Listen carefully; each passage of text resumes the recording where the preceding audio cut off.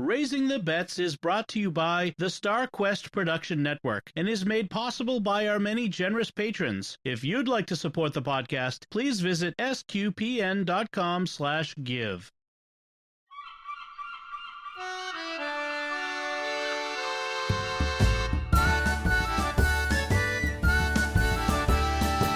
You're listening to Raising the Betts, a family podcast of pirates and penguins. We're a Catholic couple raising 5 kids outside of Boston.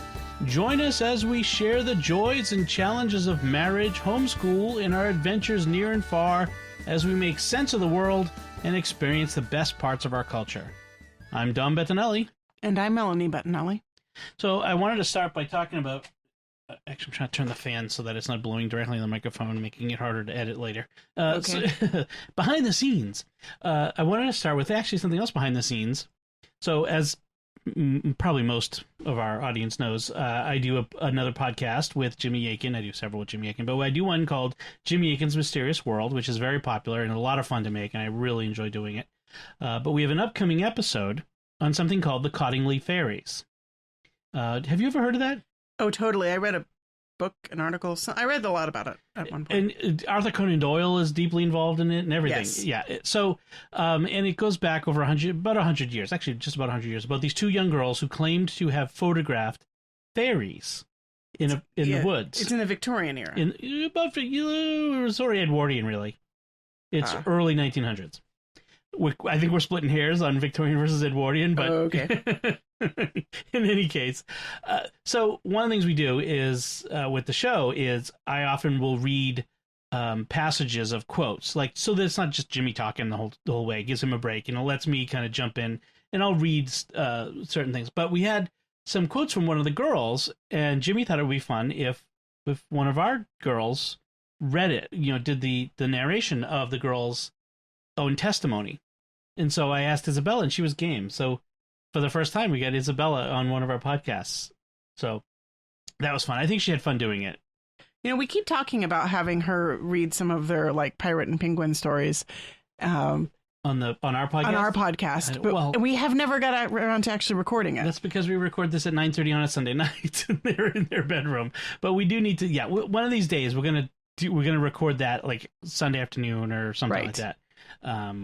Yeah, that would be fun. I think we should totally do that. And Bella has always been game for doing it. So yeah, she likes the idea of she likes listening to the podcast, and I think she likes the idea of being on them too. Yes. Well, when we were talking about that girl who has the 12-year-old girl who has the podcast, I know I saw little lights going on in Bella's eyes, like, oh, I could do a podcast. And she and I have talked about like, what if we did a podcast, what would it be about, and that sort of thing. We haven't really settled on something, but it would be fun. She does. She likes the idea. She's not shy. And they like the idea of participating in what I do for a living. They all do. They love this idea. Take your kids to work day. Yeah. Frankly, at some point, I want to teach them to edit podcasts. That's not self-serving at all. No. Here, you're doing that now. That would be great. So yeah, she's doing. So that won't air until August. August or no, end of July. It's the fourth Friday in July, which is there are 5 Fridays in July this year because July 1st is however it falls, but it's July 31st. July 24th is when it will be out. So subscribe to Jimmy Akin's Mysterious World if you want to hear that. So today, today and frankly for the next several days we've got thunderstorms coming through. We recorded during a thunderstorm a few weeks ago or a month ago. I do not remember that. Yeah, you could definitely hear a couple times when we hit the thunderclap on the recording. Oh, really? That's cool. When I was editing, I heard it. I'm like, oh, like at one point we both stopped and go, whoa, that was a loud one. But right now they've stopped. But we've had a couple of big storms the last few days. We have like Texas sized thunderstorms. I know, it makes me feel like nostalgic for home. I mean, in Texas, tornadoes and driving rain and lightning to blast things to bits. I've never been in a tornado. Well, yeah, Austin is not actually a big tornado. No, area. it isn't. But big thunderstorms are frequent in Texas, and they're very rare here. I mean, we get rain, but we don't get big thunderstorms. And even when we have thunderstorms, they're kind of puny compared to Texas thunderstorms. Everything's bigger in Texas, right? Everything is bigger in Texas. I mean, yes. Like today's thunderstorm was much more like a Texas one where you just have like flash after flash after flash and rumble after Loud. rumble that goes on for minutes. Like the kids were like, is that all thunder? All of that rumbling is thunder? Yes, all of that rumbling is thunder. Even in Ohio, we had bigger thunderstorms than here. I remember the green flash thunderstorms in Steubenville. Green flash? Like green flash lightning. That's apparently, I don't know. That's like, I wonder if that's true, if it's true or not. But apparently, it's supposed to be like a sign of storms that could be tornado producing. I thought it was when the clouds were greenish. Well, when the lightning would flash, it was at night, so the lightning would flash. You'd see the green clouds. Oh, yeah. I don't know. It was, someone said it. I didn't know if I believe it, but it was the type of lightning that went along the bottom of the clouds. You ever see that? Yeah. Oh yeah. You don't really get that here. Mm-mm.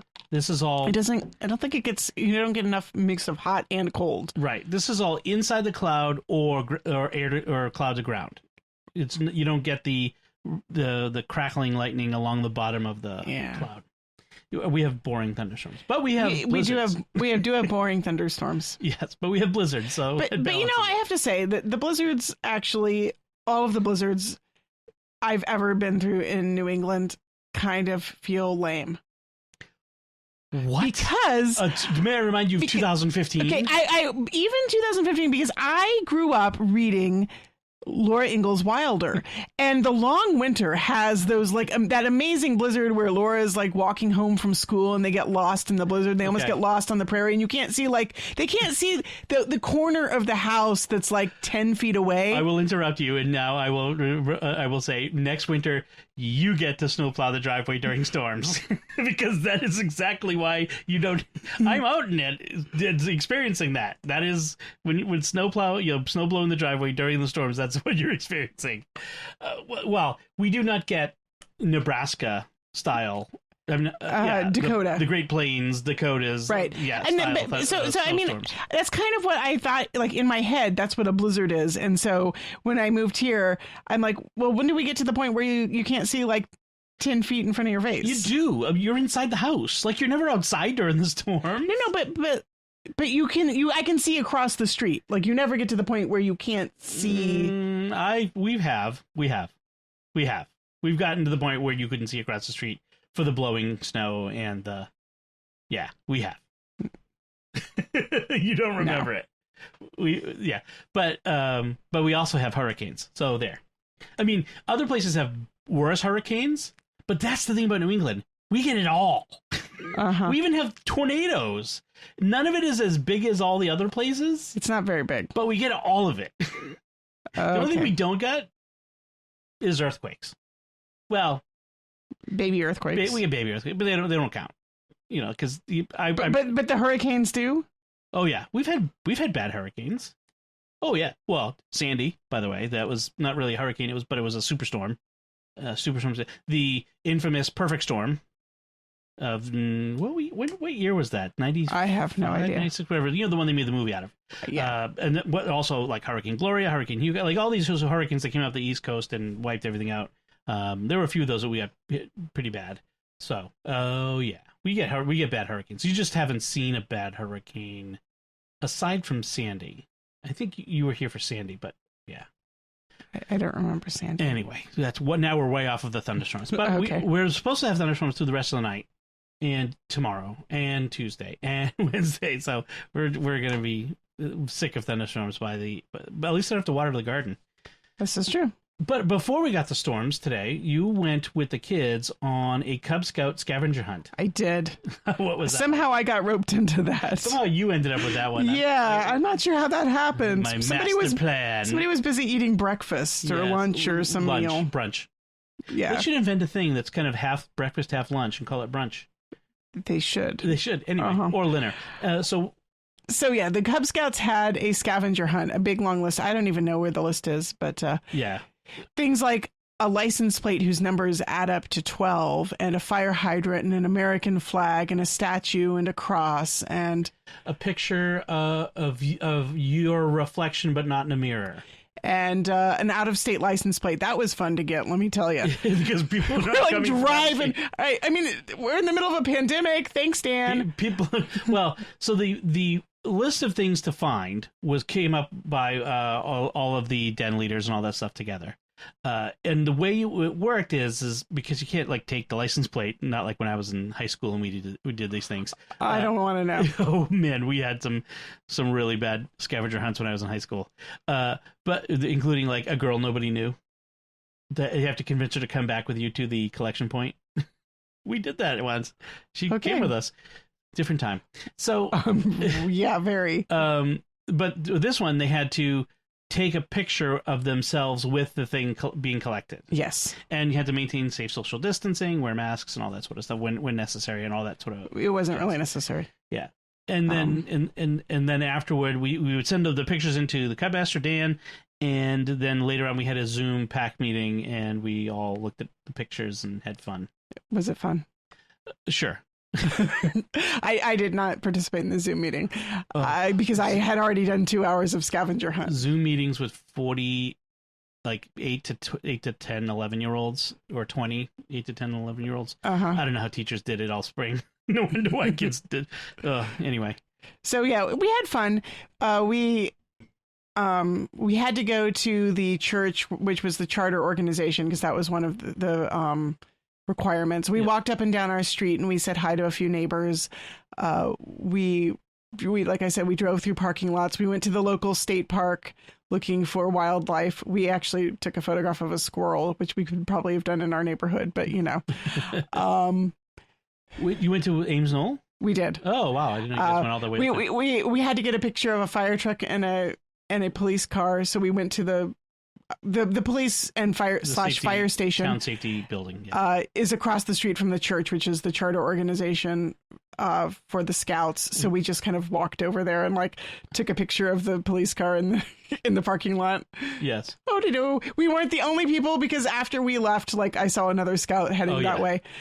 We also had to take a picture of a swan, and we had the same idea as another Scout family who we saw stop and take a picture of a swan-shaped planter in somebody's yard. Yeah, we did that too. Technicalities. It was a swan. It was a swan. I mean, we could have like driven all over creation looking for an actual swan. Yeah, there've been reports of swans on the town lake, but we sort of drove by the town lake and kind of looked, but there's not really a great place to stop and look at the town lake. It's like there's one like picnicky sort of fishing area. But it's mostly just houses all around it. Yeah, it is. Yeah, there's not a beach there. You wouldn't want to swim in it anyway. The swans probably have 2 heads. So yeah, probably it was fun. Yeah. So I went with Ben, and Anthony and Lucy were the ones collecting. Ben came along for the ride and pretty much stayed in the car listening to his audiobook, but I guess he had fun on the ride. Yeah. Anyway, and the older girls just hang out here. Yeah, they kibitzed in their room. It was fun. Whatever they were doing. It got us out of the house and moving around, and we even got to the state park for a few minutes. Right. Nice. I think the people who were picnicking there kind of looked at us like we parked, got out of the car, walked for 2 minutes, then came back and got in the car and drove away again. They're like, what were they doing? What? Were they burying a body? No, I don't know. No bodies. That went dark. So good. That's fun. So we didn't really do much else this week. I realized the other day that apart from going, where I went out to, so we went to the farmer's market this week. But apart from the farmer's market, I don't think I left our yard, like our home, all week. Like I realized that like on Friday. I'm like, you've been outside. I've been outdoors, but I haven't gone anywhere. I haven't gone to a store or anything. I mean, it's just weird. This is like I do that in the winter. You know what I mean? In the winter, you don't go anywhere. But like in the summer, we go places. There's nothing open. Oh, nothing open. You can't go anywhere. Although our talk about small town news, our local neighborhood convenience store is open again. They've been under construction since last spring. Yeah, they renovated. They went from being a tiny convenience store to being a mobile station with attached store. Very exciting. It is very exciting. Actually, it's kind of cool to have a gas station closer than usual. Right. Let's see, what else did we do this? Oh, I remember. I took Isabella to the orthodontist, which was an exciting adventure. The new protocols. Right. So the new protocol at our orthodontist is you call them, you have a form to fill out on your phone ahead of time, like Yeah. a questionnaire. And then when you get to the parking lot, you call them, and then they like tell you when it's okay to come up. They'll text you to come up. Yeah.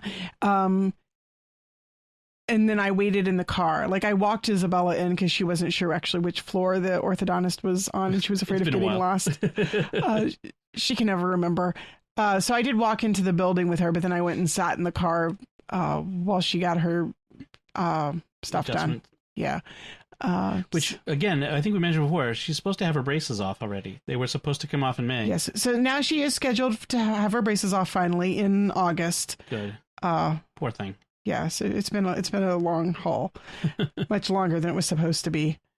And yeah, I mean they're doing like really safe. Like they took her temperature and everything, and we had to fill out a questionnaire saying that she hadn't been sick or around anybody who was sick and all that stuff. Yeah.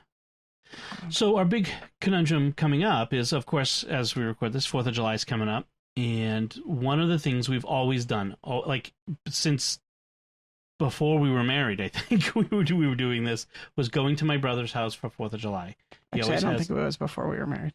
Maybe it wasn't, but ever since we've lived south of Boston near them, we've gone for 4th of July. That's right, because we were talking about when we were first married, we did the Salem 4th of July, which is one of the best small town 4th of July celebrations anywhere.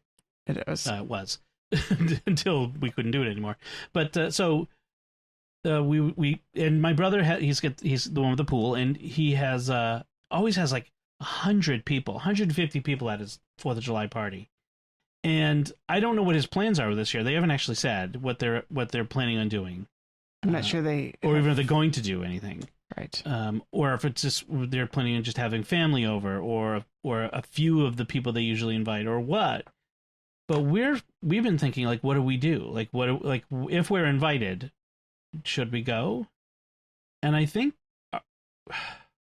if it's just family, if it's us, my sister Evie and her family, my brother Bernie, do we go? We've already been around all of them. I know. I don't know. So one of the things is when we were, like, was it last week where we went over several times, and one day we went over, and it was supposed to be just my sister Evie, my sister Francesca, and my mom and my dad, and Evie's kids. And then we got there, and I found out that Evie had invited a couple of her friends and their kids.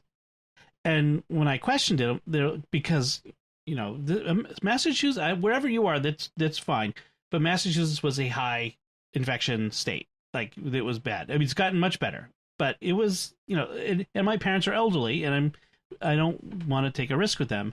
And so I said, why invite? Oh, they'll keep their distance. They won't be. Well, they didn't. They came up, they stood right next to my mom and my dad, they chatted with them, and I could hear them talking, and they were kind of poo-pooing the idea of being infectious and being, fast and loose with, how bad things are, with the crazy conspiracy theories and things. So I just don't feel confident. I'm not comfortable with that. I'm not, right. Like, everybody's got to make their own decisions on how comfortable they are with how strict they want to be with things. I get that. And if people want to be looser or stricter with their way they do it, that's their decision. But, for us, in our family, we have several people who have breathing issues, have disease related to breathing issues. Getting this sickness would be very bad for them. And we've got to be careful about it. I mean, I'm in a high risk factor group myself. So, we've got to be careful. So I think for the first time in a long time, I mean, none of the kids can remember a year we didn't go to Uncle John's for 4th of July. Yeah. And I'm sad. Yeah.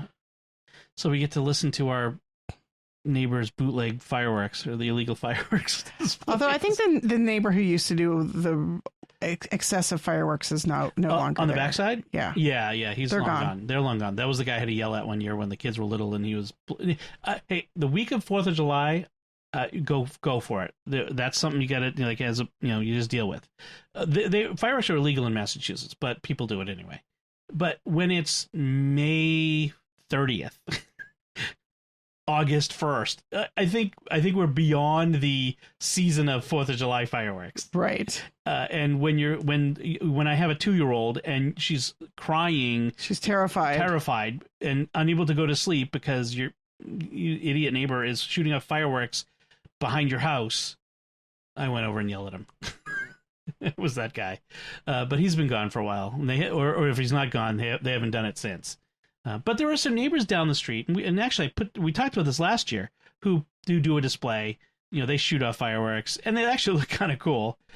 And I don't mind those so much. That's fine. But maybe that's what we'll see this year. And also the Boston Pops are doing a audience-less concert and fireworks display this year, so that should be interesting. I suppose we could watch the Boston Pops. Watch it on TV. That's what we did a lot of times when I was a kid. Maybe watch some like patriotic movies and have like a movie day or something. Yeah, like Raiders of the Lost Ark. Raiders of the Lost Ark is a patriotic movie. Defeating the Nazis while saving the Ark. Everyone in the audience who thinks that Raiders of the Lost Ark is a patriotic American movie, raise your hand. I mean, I love Raiders. It's not what leaps to mind when I think patriotic movie. I'm kind of messing with you a little bit. Okay, yeah, right. There are not enough Revolutionary War movies. This is very true. There are not enough Revolutionary. But you know what's coming out on July 3rd? Hamilton. Oh, is this the patriotic movie we're thinking of? Well, I'm not going to wait until July 4th to watch Hamilton. I'm thinking, but I don't know. There's got to be. Well, there should be something. Can anyone name a patriotic, like Revolutionary War movie? I mean, there are plenty of patriotic movies. Revolutionary War movie, The Patriot. The Patriot. Period. That's it. Thanks for playing. 1776, the musical. There are not enough patriotic Revolutionary War movies. They need to be made. Hollywood, listen to me. So let it be written. I mean, there's so many great stories of the Revolution. Why has Hollywood not done that? I don't know. It's kind of crazy. It's wild. I mean, there's been a few things like there was the AMC series called Turn, based on the book about Shakespeare. Right. Washington's not Shakespeare's. Washington's Spy Ring. But I think that was not exactly family friendly. No, it's not family friendly. But it got kind of soap opera-ish after a while. And then there was the John Adams miniseries. Also, there were parts that were not family that were definitely not family friendly. Yeah. Especially the parts in France, especially. Yeah, that got a little bit crazy. But we actually finished watching that. We never finished that. We kind of after the France episode, I kind of was like, do I really want to keep watching this? This is getting a little bit much. I think we come back from France. France? So, Hamilton reference. Yeah. So a patriotic movie. If anyone has a suggestion for a good family-friendly patriotic movie, American Tail, Five-O the Mouse. I don't. How is that more patriotic than Raiders of the Lost Ark? I'm not sure. It has American in the title. Gosh, I remember that watching that as a little kid in the theater. We'll have to think of something. Some John Wayne thing. The Longest Day. We'll get into actually a movie, World War II movie I just watched in the reading and watching segment. But that's what we've been doing anyway, or planning to do. Speaking of things that we're learning, just want to mention Bella's taking a new online Shakespeare class. Yeah, so one of my Facebook friends, local, not local, she's in California actually. Okay. I didn't know that. She's a fellow UD alumna. University of Dallas. Thank you. And we have a lot of mutual UD friends in common, even though I don't actually have met her in person. But she runs a Shakespeare Academy out there in California. I can't remember. I think she's maybe in the LA area, maybe San Diego. Anyway, obviously right now they're still not open for business. And so she has been trying to find ways to do more Shakespeare and B, help make ends meet. So she had moved her Shakespeare classes, her local Shakespeare classes, online when the shutdown order happened in California. And she said, I bet I have other friends whose kids would like to do an online Shakespeare class. So it's sort of a class, I guess. But they're reading through a play. Right now they're doing The Tempest. And I think it's going to be like 3 2-hour sessions on Zoom. a bunch of teenage kids, mostly homeschooled kids, whose they read the parts, they discuss it. They read it and they discuss it. They have scenes, and I think she had it like a sort of slightly edited script that she sent out to all the kids that they could like follow along with to make sure they were all in the same book. That's cool. I know Bella's been enjoying it. She has. I mean, Bella loves Shakespeare. Yeah. We inculcated that early, and she and Sophie they love sitting around and reading the Shakespeare Star Wars out loud. Yes. So she has a lot of experience actually reading Shakespearean Elizabethan language. Well, type language. Not to mention how all the kids have enjoyed the Shakespeare at the Globe videos, the movies that we have. Yes. Excellent. By the way, if you're looking for good Shakespeare to watch, the Globe Theatre in London has a whole bunch of videos available online. You can purchase them and stream them. They're also available on DVD. So they're plays that are filmed in the reconstructed Globe Theatre, which is made to look as much like Shakespeare's original theater as possible. And so the staging really takes advantage of the way Shakespeare wrote the plays for that theater. So therefore, except for the plays he didn't, but but yeah, they were written for that space, and so seeing them acted in the space with the audience and seeing the way the actors interact with the audience, and it's really cool. Shakespeare should be seen. It really should be. I mean, like the way we do Shakespeare in high school English classes, it's totally backwards. It's really bad. Yeah, it's totally not the way it should be done. Right, Shakespeare should be read. I remember my English major self in college having an argument with one of my drama major friends who insisted that Shakespeare should not be read. It should only be seen in performance. And I'm like, no. Shakespeare should be read. It's legitimate. I still think that Shakespeare should be read, but first and foremost, Shakespeare should be seen. Right. Yeah, the reading, the analysis, that's really, really secondary, and that's for like geeks like me. But that shouldn't be the primary way that we introduce kids to Shakespeare. I would also say that it's more comprehensible. The Elizabethan English is more comprehensible when you're seeing people act it out, because now you have a context that helps you understand what they're saying versus someone just reading it off a page like we do in high school English classes.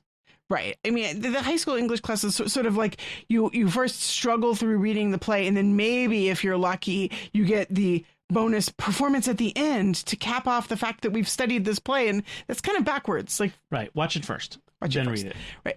Although actually, what we do is we first read a retelling of it in simpler language, a simplified version. Right. It's not like a play, but like a narrative, like a story form. And there's a lot of really good adaptations of Shakespeare for kids. The Charles and Mary Lamb did it first, and then Edith Nesbit did one, and there's a whole bunch of modern retellings too. Bruce Coville and Geraldine McCaughrean, and get those if you want to do Shakespeare with your kids. Get a good retelling. Read the story so that they have an idea of who the characters are and what the plot is, and it's an interesting story. And then watch it, and then maybe like have them act out some scenes or something. Cool, if they like it. Awesome. Yeah. So let's talk about food and cooking and move on to we have not been doing anything really new. No. We've been we made teriyaki chicken again on the grill and stuff. Grilling over the next few days is going to be non-existent. I know. I didn't really pay attention to the weather forecast when I was doing the grocery shopping last week, so I bought a lot of stuff for the grill. I'm not sure how this is going to work. Yeah, we may have to adapt here over the next few days. We may have to go back to the grocery store. Yeah, maybe. I mean, we could do something with the chicken breast and maybe like curry or something like that, or because it's only Monday, Tuesday, and maybe Wednesday. Wednesday is sort of a even. Well, actually, Wednesday says afternoon thunderstorms or showers, so maybe 3 days. But after that, we should be good. But we did a couple things. So we did. What was it the other day that I cooked in the cast iron skillet on the grill? Was that the peppers and onions? The potatoes? Potatoes, right. And it wasn't so much like I want to talk about a recipe for potatoes. It's just potatoes. But the idea of cooking on the grill on cast iron. Grilling doesn't just have to be stuff on the grate. like putting a cast iron skillet on the grill to cook stuff. Oh, I think you can, like, because then you're not heating up the kitchen.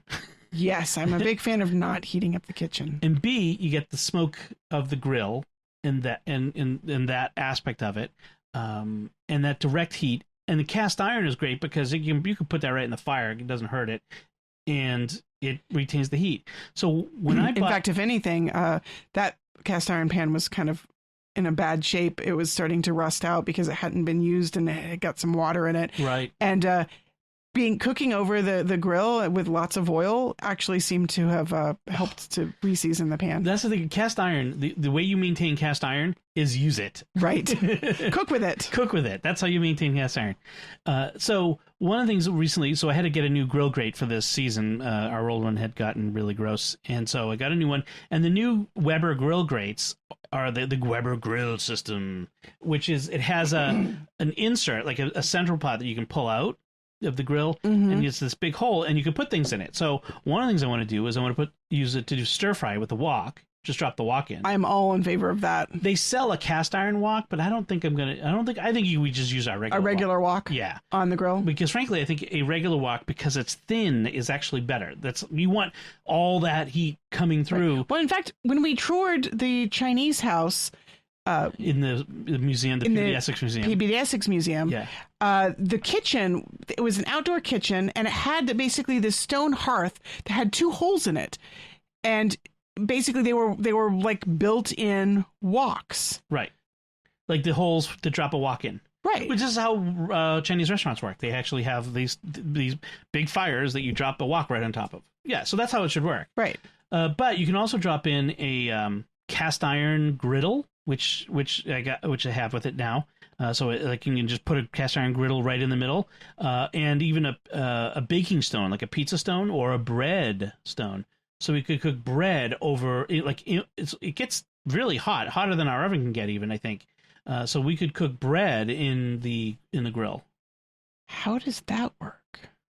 You mean with the coals? Right. So like just a regular loaf of bread, not like a flatbread. Yeah, like you just like you would on a baking stone in the oven. Okay, I want to try that. It's essentially a bread oven, except it's not made out of brick or clay. It's a Weber grill, but you can take the coals, and what I would do is I would put the coals all around the outside, not directly underneath it, so as not to scorch it. But I would pile plenty of coals on the outside and get them nice and hot, so get them really good, and so it gets up to 500 degrees, and then cook it right on top of the pizza stone, the baking stone, right in the middle. Okay, I want to try that. Yeah, that's what I was thinking before when we did that. So yeah, or you can make pizza on it, but you could do that too. So I wanted to talk about the new grilling thing. So the stuff we're planning on doing. We also had a special treat. It's been 6 months since we had lobster.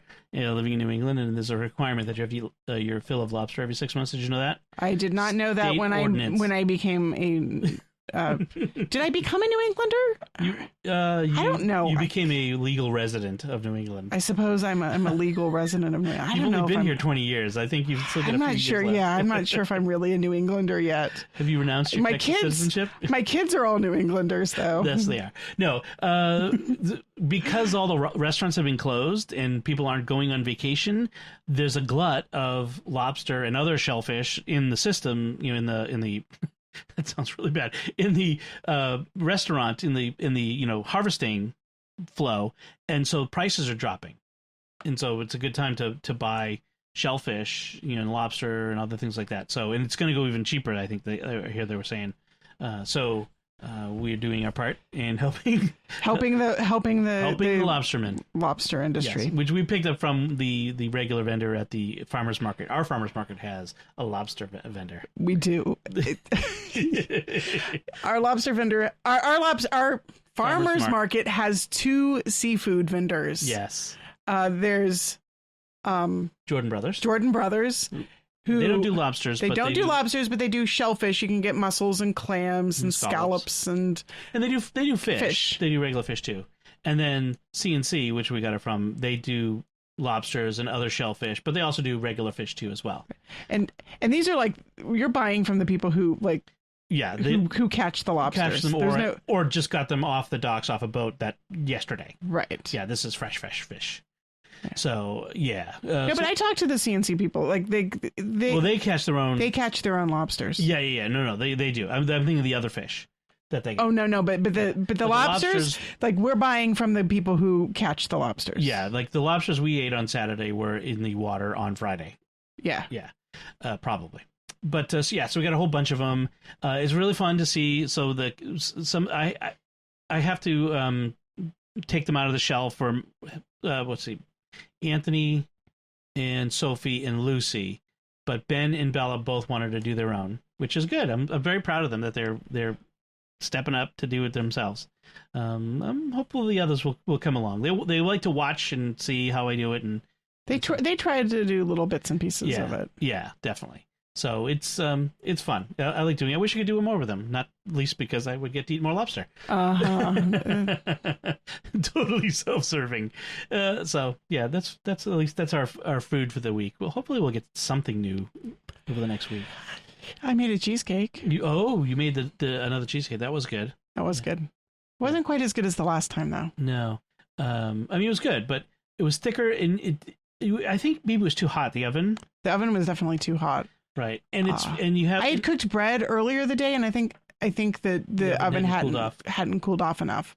Also, I didn't feel like it was as limey as I wanted it to be. It was supposed to be a key lime cheesecake, and it didn't really have a very strong lime flavor, and I don't know why. Yeah, that's interesting. Maybe the lime that you used wasn't all that limey.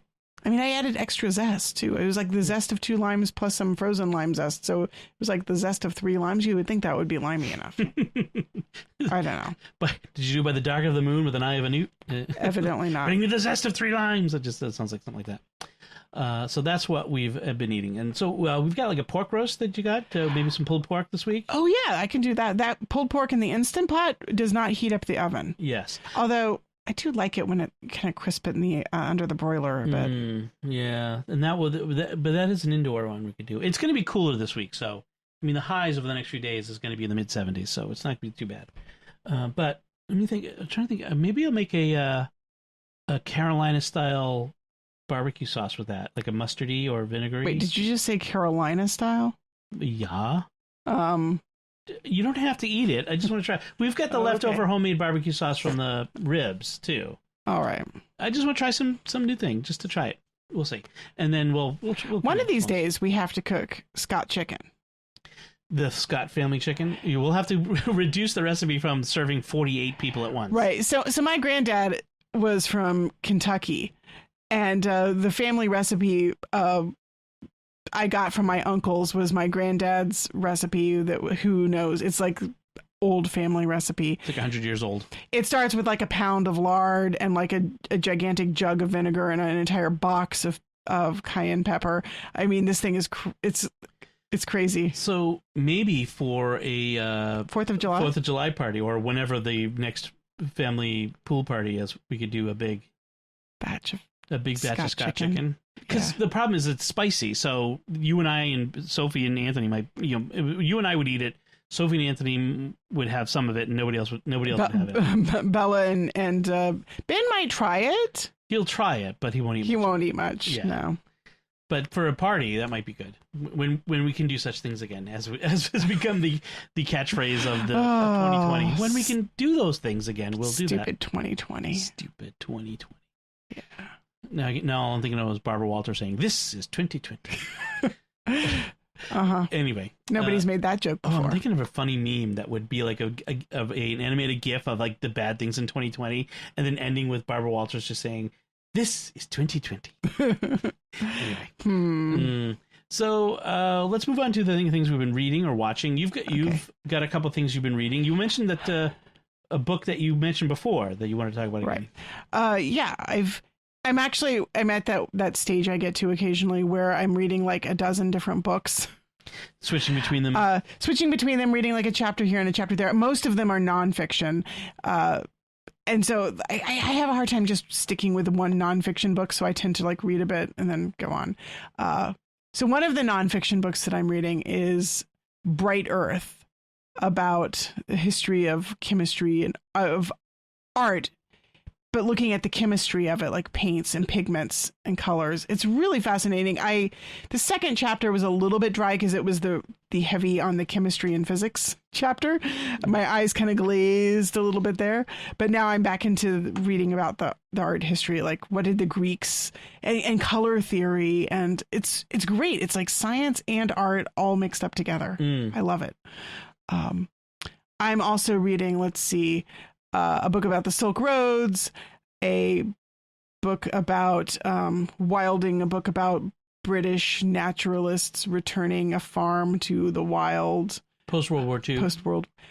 It's current, actually, right now. It's a project, but but it starts off with a sort of history of agriculture post-World War II, how they during the war they plowed under all the wildlands, so that they could grow all the food that they needed. And it sort of was the beginning of industrial farming in England, but how that's sort of destroyed the ecosystems, and this farm was like about to hit bankruptcy, and they decided to do something radical, which was to return it to the state of nature, including like trying to get back to like before it was ever cultivated by man. So they brought in cows and pigs and horses because like in the wild, you get roaming bands of like wild animals that churn up the earth and like graze it and move like and fertilize it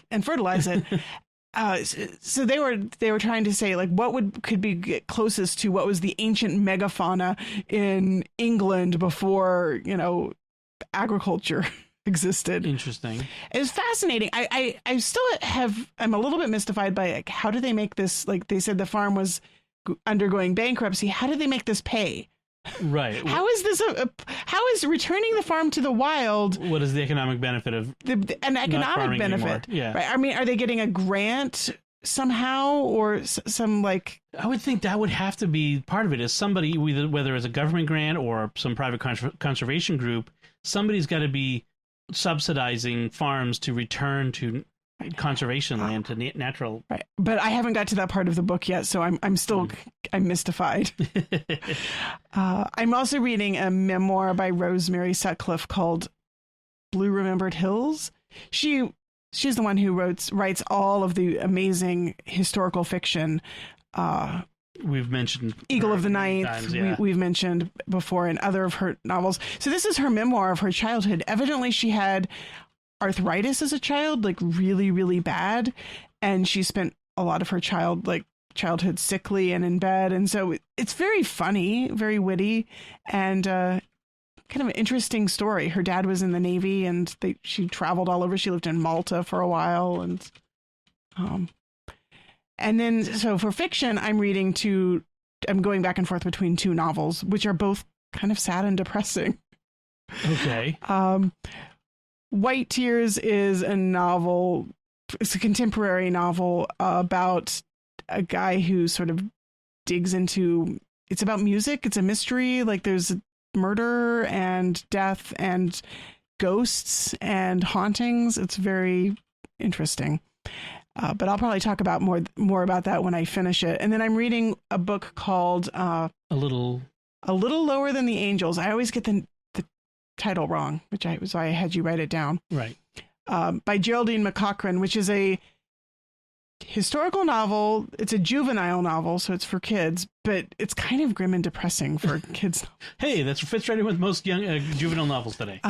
So it's set in the Middle Ages and in England, and it's about what could possibly be the first troupe of traveling players. So we know that drama in England started with mystery plays, which guilds of craftsmen would perform at festivals. Like there were set plays that they would memorize and put on for religious festivals that dramatized stories from the Bible.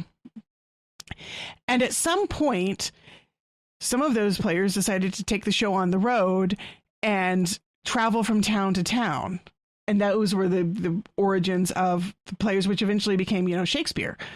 Mm-hmm. And then Shakespeare was at the time when those traveling players started to settle down and build playhouses and become theaters as we know them today. Right. So anyway, this novel follows a young boy who was an apprentice stonemason, and his master was mean and beat him and bullied him and drank too much. And he decides to run away with this group of players.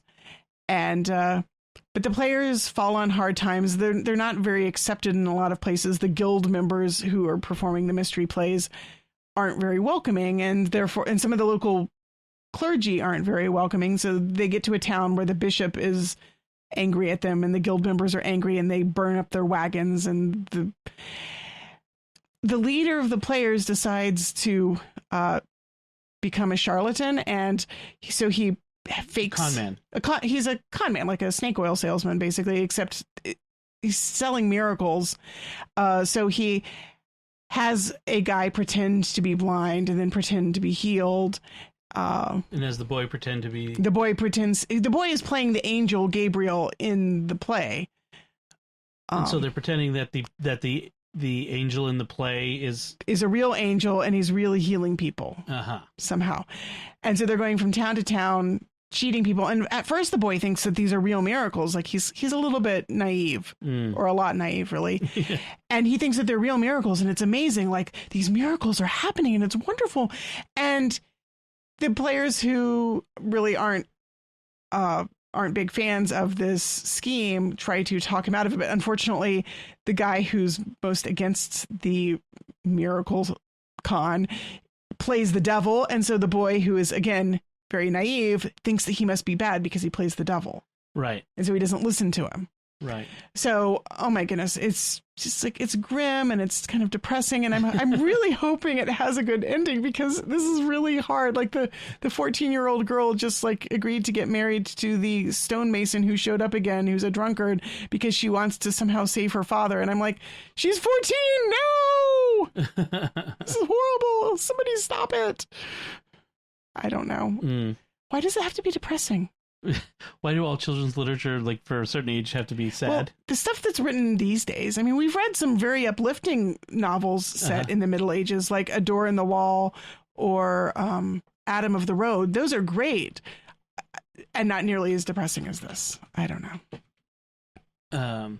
So one other thing I want to mention is for watching what we watched together over a period of time, the Disney Plus Gallery series. So it's on Disney Plus. It's a behind the scenes of The Mandalorian, which sounds sort of like dry. It sounds like, oh, it's these behind the scenes. Like, you must have to be really into The Mandalorian to watch this. But, well, maybe a little bit. You have to be a little bit. You have to be a bit into Star Wars. But it was surprisingly good, not just because it talked about The Mandalorian, but because it talked about sort of the philosophy of Star Wars. Like, it really reveals, and I think this was intentional, there's been controversy over the last, ever since Disney bought Star Wars, that Disney doesn't get Star Wars, they're ruining Star Wars. Some people think, Disney. And the best thing to come out of Star Wars in recent years was the animated stuff being run by this guy named Dave Filoni. Well, Dave Filoni is one of the two key figures, two key people behind The Mandalorian. Him and Jon Favreau. I knew I had thought of the name, and I just slipped for a second. They're behind The Mandalorian, and The Mandalorian is a huge success. Everybody loves it. It's really good. If you haven't seen The Mandalorian yet, go see it. Well, yeah, get Disney Plus. Get Disney Plus. It's really worth it. Now you have the Mandalorian and Hamilton. This is the time to get Disney Plus. This is the time. I mean, you don't have to you don't have to subscribe for forever. If you haven't seen the Marvel movies, they're all there. You can watch all the Star Wars movies. They're all on Disney Plus. Anyway, enough selling Disney Plus. Disney can send a check too. Never mind. I wish. But yeah, I know. I wouldn't mind having some Disney money. So, but Dave Filoni is a real fan. He was like me. He talks about, like, when he was a kid, after watching Star Wars, collecting the Kenner figures, the Star Wars action figures, collecting the proof of purchases of those, and then sending them into Kenner to get the exclusive Boba Fett action figure before Boba Fett was even in Empire Strikes Back. Like, this was a character who's going to be in Empire Strikes Back, so we hadn't even seen him yet. And if you collect all these proofs of purchases, and trust me, my mom did not buy a lot of Star Wars toys. It was not easy to get them. and you could send it in, and you would get this extra But why would you want a toy for a movie you hadn't seen yet? Because he was cool.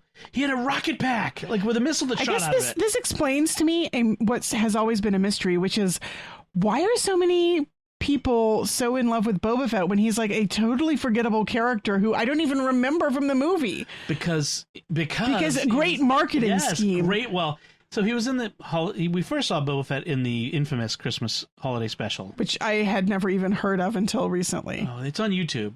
I subjected you to it. There was an animated cartoon like a cartoon in it. When did this come out? 79. Okay, so in 79 I was 5. Yeah. So I was too young. And it had Maude. What was her name? B. Arthur in it. I mean, it was like on TV. It was like it was really bad.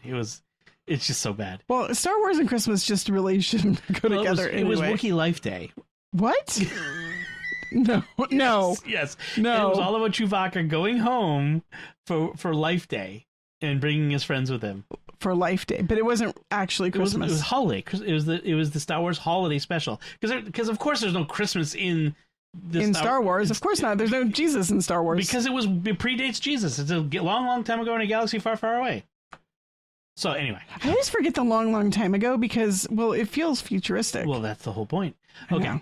Anyway, let's back up because we're way totally off. We're so way off. So anyway, Dave Filoni is just like me because he was talking in this. He was talking about like, I collected the things. I got the Boba Fett. It was really cool. But he gets Star Wars like George Lucas's original vision, not the stuff he did when he we're going to pretend like that never happened when he was messing with stuff, but like just the vision of it and what it's about and how it's good and what it makes us feel as fans and what it means to us.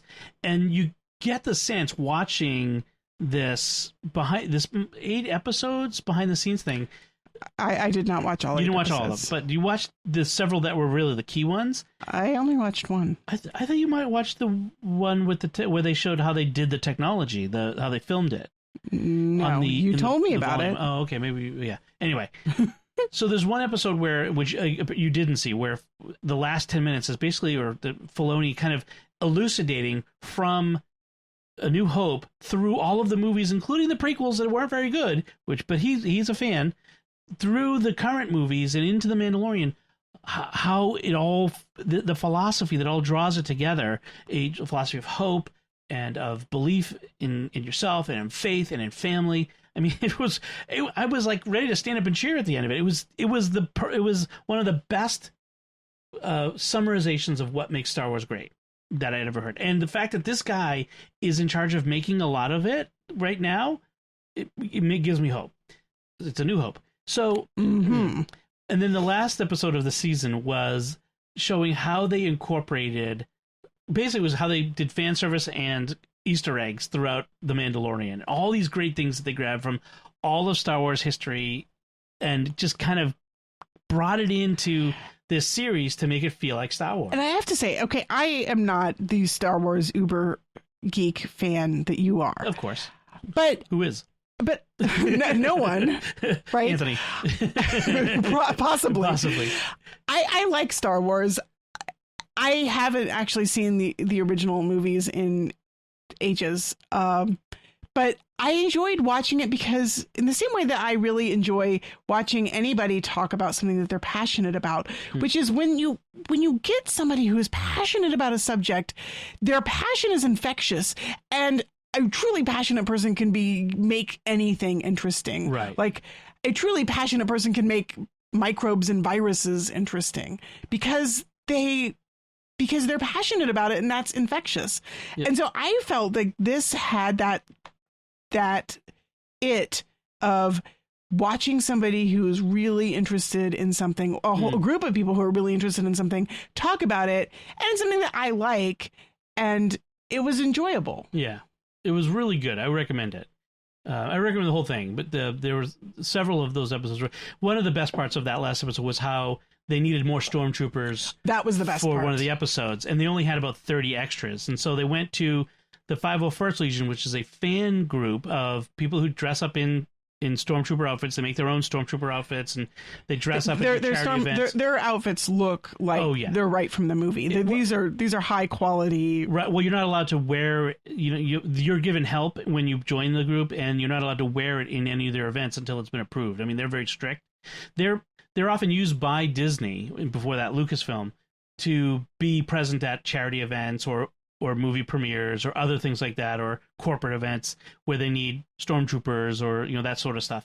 They also have like a rebel auxiliary and all that sort of stuff too. But so they needed these troopers, more stormtroopers. So they said, let's do they've never done this before, but they said, let's get the 501st. And so they got a bunch of them who didn't know what they were doing. They thought they were just they were doing like a party corporate or event. Yeah.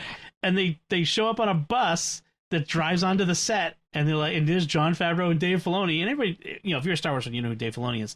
And they're like, yeah, guys, so here, sign here. You're going to be extras in the scene. And like, they were, and this is before anybody had even seen The Mandalorian. Right. I mean, I cannot imagine what it would have been like to be one of these guys. They were freaking out, and it was so funny because when they have the helmets off, they're like, there's a dentist, there's like a mom who looked like your mother. I know, she was like total, like just like a mom. It's just like somebody's mom, right, under that stormtrooper outfit. And when I watched that episode of The Mandalorian again, yes, I'm totally going to be picturing like that stormtrooper's a mom. I'm sure of it. Well, and they were naturals because they knew how to they knew how to move, they knew how to hold the blasters. They looked good. They looked because they were used to it. And the best part was like Dave Filoni was saying, the holy grail of being one of these people is to have screen-used props as part of your uniform, your outfit. If you've got something that was in one of the movies as part of your costume, that arm brace or the blaster or something, that's huge. And he's like, all of these guys, all of their outfits are now screen used. They're like their entire outfit. Like some guy's gonna come up like, you see this patch here? Yeah, this was in The Last Jedi. He's like, yeah, you see this whole outfit? This was on The Mandalorian.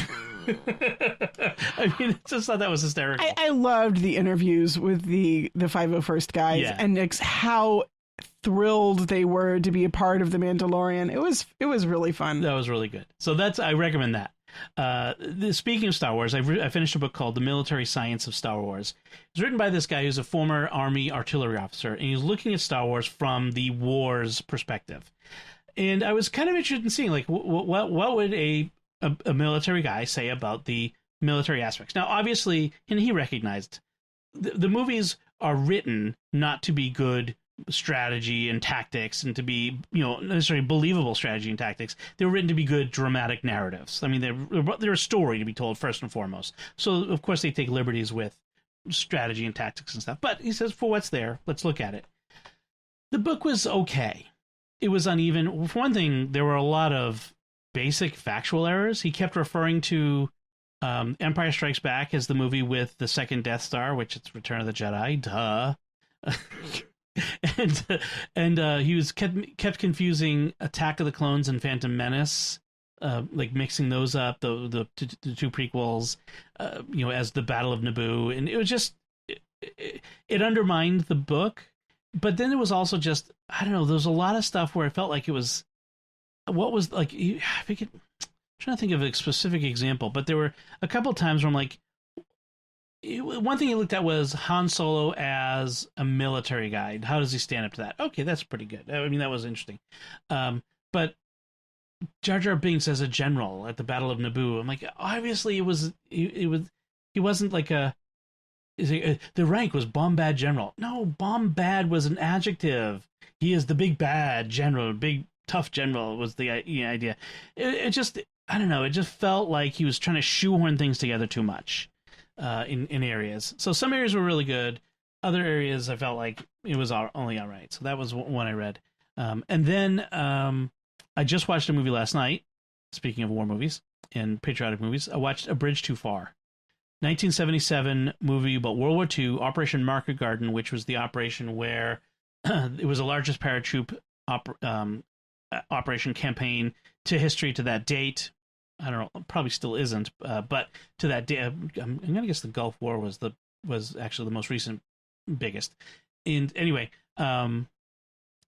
they dropped paratroop divisions on a bunch of rivers in Holland to seize the bridges, so that when the Allies tank divisions came through, could go over the bridges before the Germans could destroy them, and then get Germany from the north or the northwest.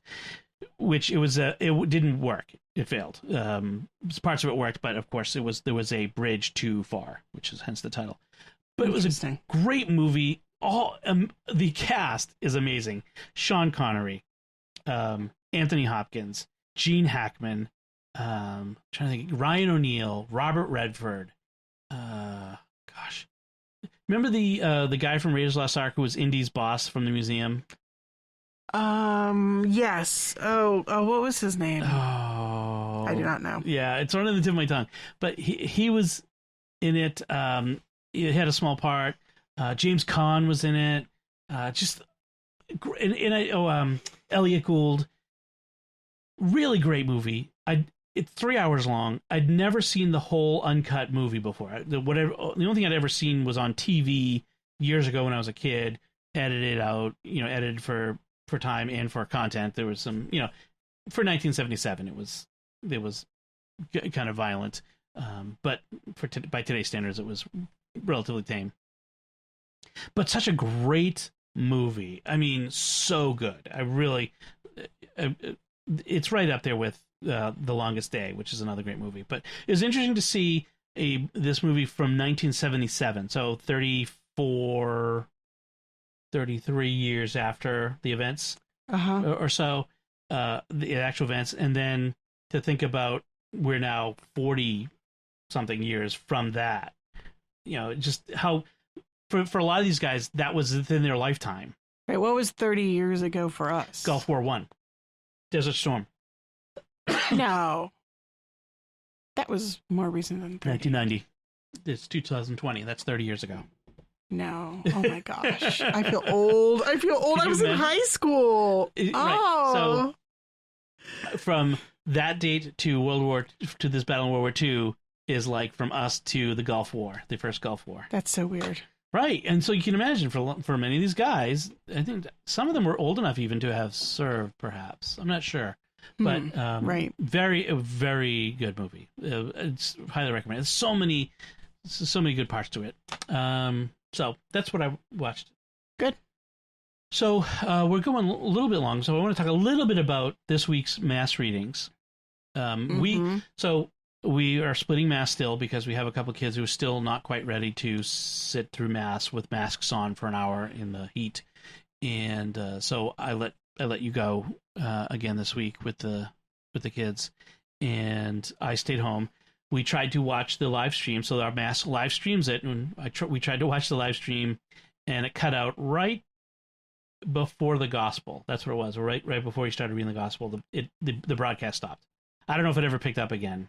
He was messing with it later during mass, so I'm guessing he probably did get it working again. Okay, so I don't know. What we ended up doing is I went over to YouTube and started the Catholic TV recorded mass. I fast forwarded to the gospel when we picked up from there. So, but I'm glad we did because it was a good homily from I don't remember who the priest was on Catholic TV because we missed that part where he was introduced. But I first want to start with a question. The first reading is about the prophet who's in 2 Kings. How do you pronounce his name? Oh my gosh, I never know how to pronounce his name. Is it people say Elisha or Elisha or when I hear Elisha, I think like Elisha as in Alicia Keys, like a woman's name. Right. Well, so the other prophet is Elijah. So why wouldn't this be Elisha? That's how I usually say it. It's Elisha. Elisha. But I think people say it differently because it's so hard to distinguish between Elijah and Elisha. So they want to say it differently to make it more but recognizably a different name. Turning him into a girl named Elisha. Right. Which is, yeah. Anyway, so the first reading is 2 Kings is Elisha,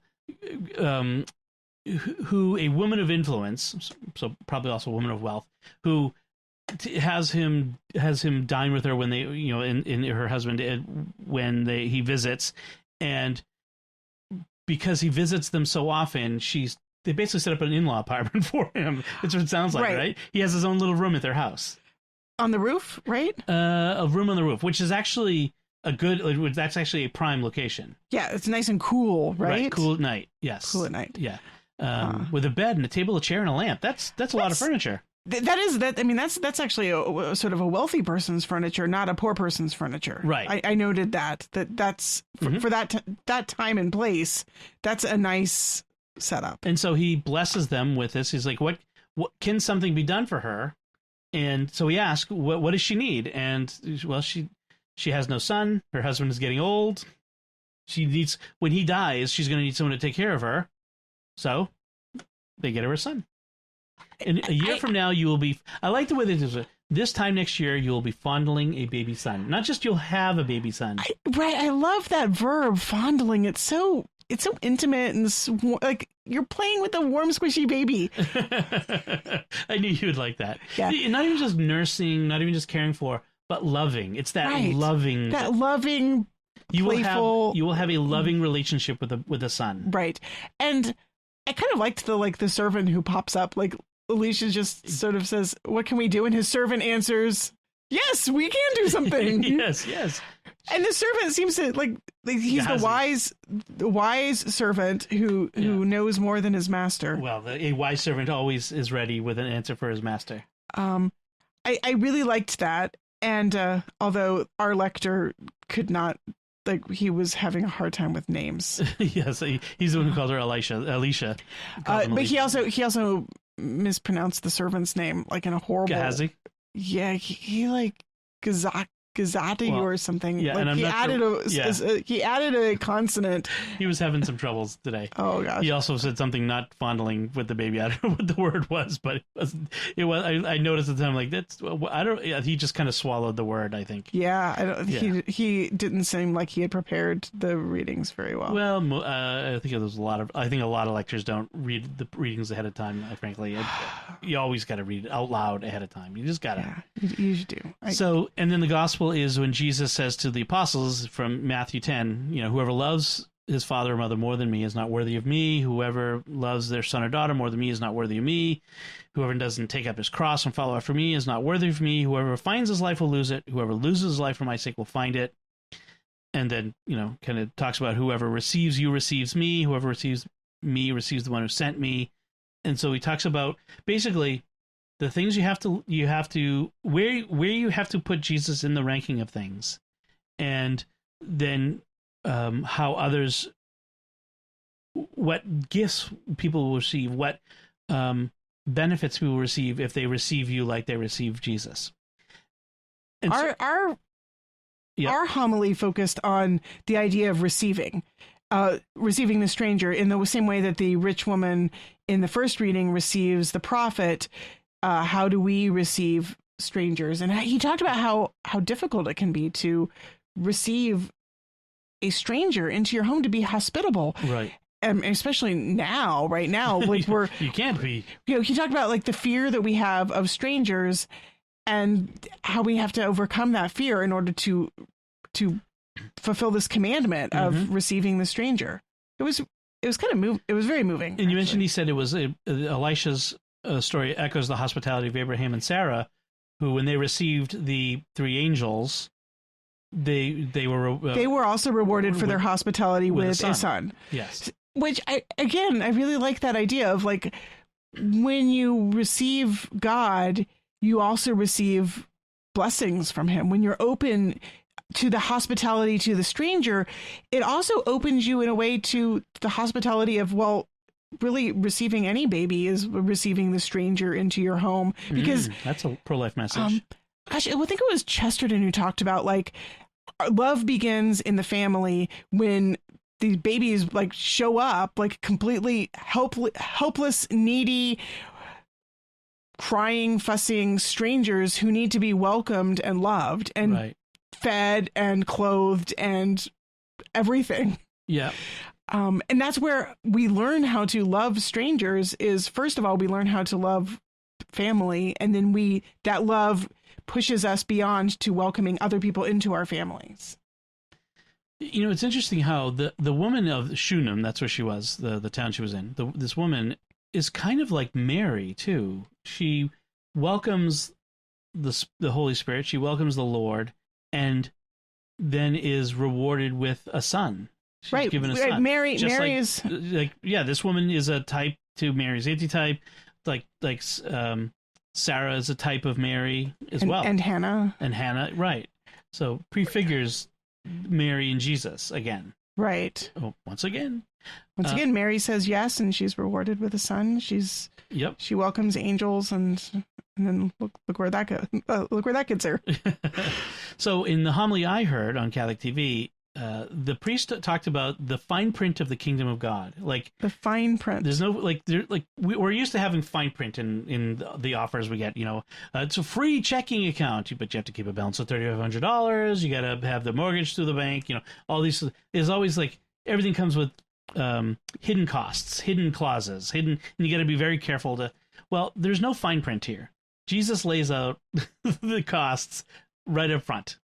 You have to, you have to love me more than your mother and your father and your sons and daughters. Right. Like there's no hidden, the cost of being a disciple is right there up front. This is true. This is something actually we were talking about with the kids the other day. Like Jesus tells you right up front, if you're going to be my disciple, you have to pick up your cross. Yep. Will be willing to lose your life. You've got to turn your back on you're willing to turn your back on your friends, your family. You have to be willing to lose everything, your property, your possessions, your life itself. If you want to be following him, you're going to get persecutions and sorrows and suffering. He's not promising us a rose garden. Right. And there's no way you can get to the end of life and go to your judgment and go, well, that was a surprise. You didn't tell me that was going to happen. He can just point to the gospel said, were you not paying attention? I was right up front with it. This is what it's going to cost to follow me. There's no surprises here. Costing no less than everything. Exactly. And then he said, he talked about that Jesus compares his...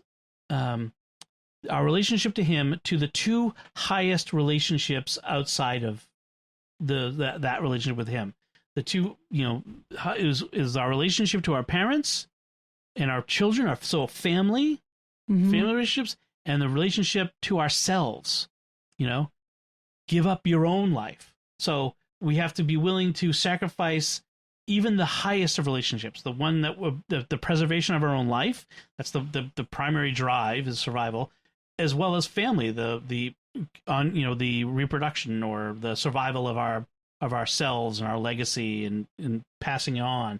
The two highest parts of being alive, everything shares those drives, those relationships, but we're called to even higher. So it was very interesting. I thought it was a really good homily that he gave.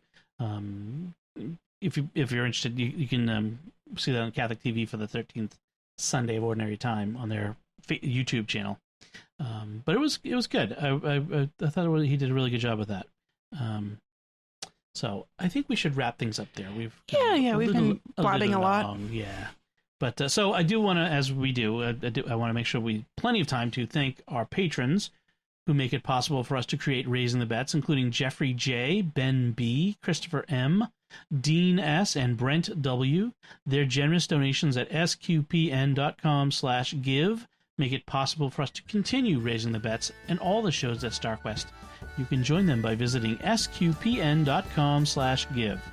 So let us know what you thought of our discussion. If you have any feedback for us, you can go to sqpn.com/betts, that's BETTS, or the SQPN Facebook page, facebook.com/StarQuestMedia, or send an email to betts@sqpn.com. And of course, I'll put relevant links from our discussion in the show notes at sqpn.com, including links to the books and other things we discussed. Remember to like Raising the Betts on the StarQuest Facebook page, retweet us on Twitter where we're at SQPN, and be sure to leave us comments online in our social media. We love when you do that. Yes, we do. Until next time, I'm Don Bettinelli. And I'm Melanie Bettinelli. Thank you for listening to Raising the Betts on StarQuest.